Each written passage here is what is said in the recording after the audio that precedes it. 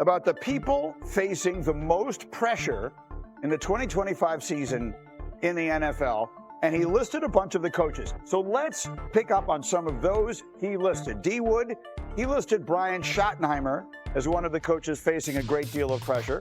On a scale of 1 to 10, where would you put the pressure on Shotty? 2. He's a 2. I mean, listen, Jerry Jones hired him in-house, okay? Like, Jerry Jones is always going to be the focal point of the show. And Brian Schottenheimer, first-year head coach, he's got a, vet quarterback and Dak Prescott coming back. I don't think there's any pressure with You agree with that? Absolutely, and I'll layer on that. Jerry Jones is very patient with his coaches, be it Mike McCarthy, Jason Garrett, Wade Phillips. So we're in year 1 of a hand-picked successor here. So I think 2 is on the high end. The only thing I will say is that you when you are the coach of the Dallas Cowboys, everything you do is micro-scrutinized, right? So every move he makes. I mean, how many times did we talk about Mike McCarthy and the coach, the time management and all that sort of thing? So all right, we'll see. We'll leave it there. We don't think it's high. Harry, let's get to, Mike T, you're next. Mike McDaniel, on a scale of 1 to 10, where's the pressure? Yeah, agree. I'm going to go 7. There's definitely some heat on Mike McDaniel, but in fairness, when Tua plays, they are successful. So I think a lot of this, again, last year he missed a bunch of time. When he's healthy, they're productive. So as much as I want to say it's on Mike McDaniel, to me, it's really much more about the durability of their quarterback. D. Wood.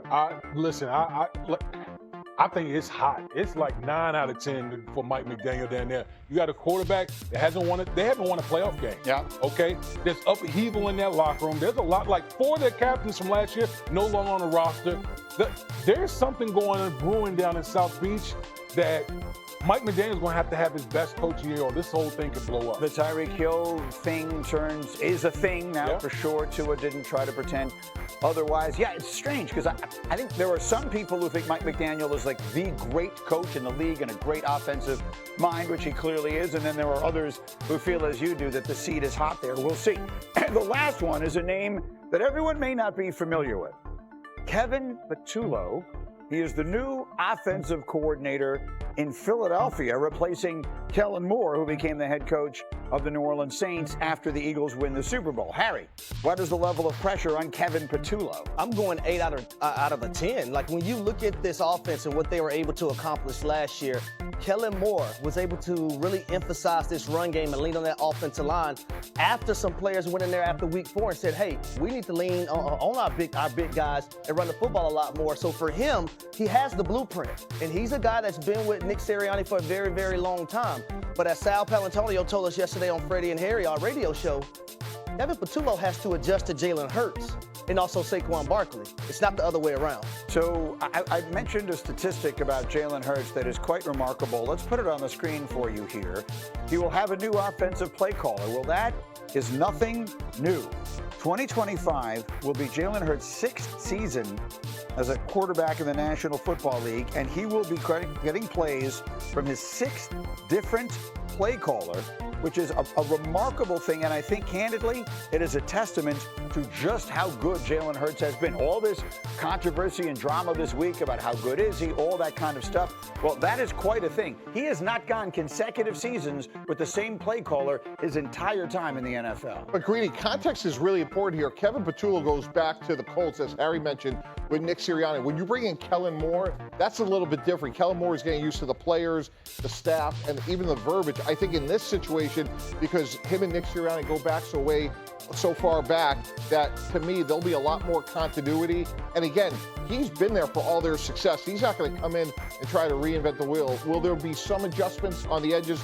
Absolutely, but I think this is a lot easier than it was last year. Well, I beg to differ. It won't be a lot easier because Kevin Patullo has never called plays before, right? So that's a big adjustment in itself. When you've never done it in those live bullets, you're trying to figure out, okay, well, what play do I need to get to next? Okay, we're in the red zone. It's 3rd and 1. Okay, probably the tush push, but we're 3rd and 5.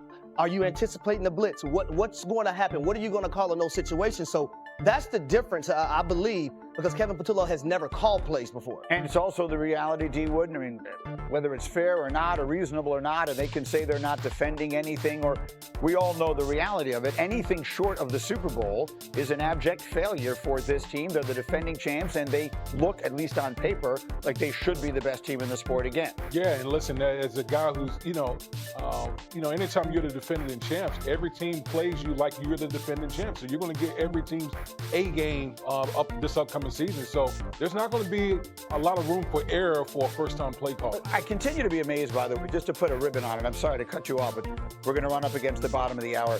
The number, Jalen Hurts, what he has overcome, 6 different play callers in the NFL. Meanwhile, he went from 2 different college systems, right? Alabama, Oklahoma. He has been all over the place, and all he does is succeed. I think it's a testament to his work ethic and all the rest of that he's overcome stuff that might have sidetracked. Panic or patience on this Football Friday. Harry, I begin with you. Justin Fields carted off the practice field yesterday, has a dislocated toe on his right foot.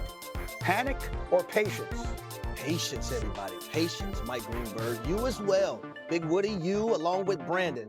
This is why you have your backup similar to your starting quarterback.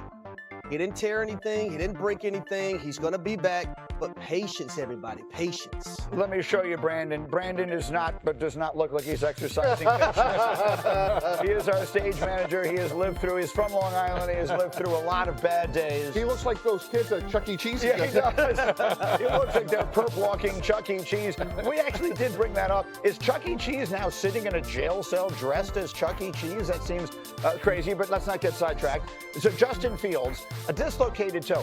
I spent a lot of the day, I should have called Rex. I spent a lot of the day trying to figure this out yesterday.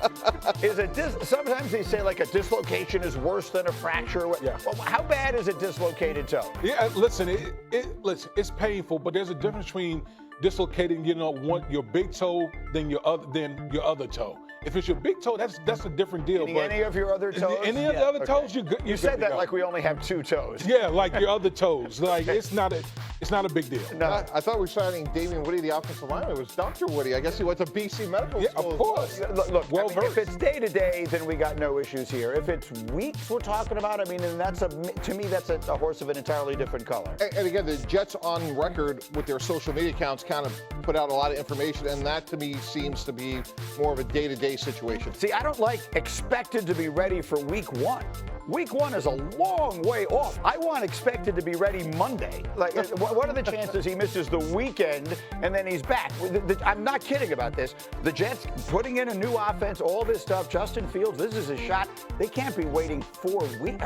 Week 1 is forever away. Now, I said patience, but we also have to understand this. Like the big toe, that's the baseline for everything you do from a foot purposes, right?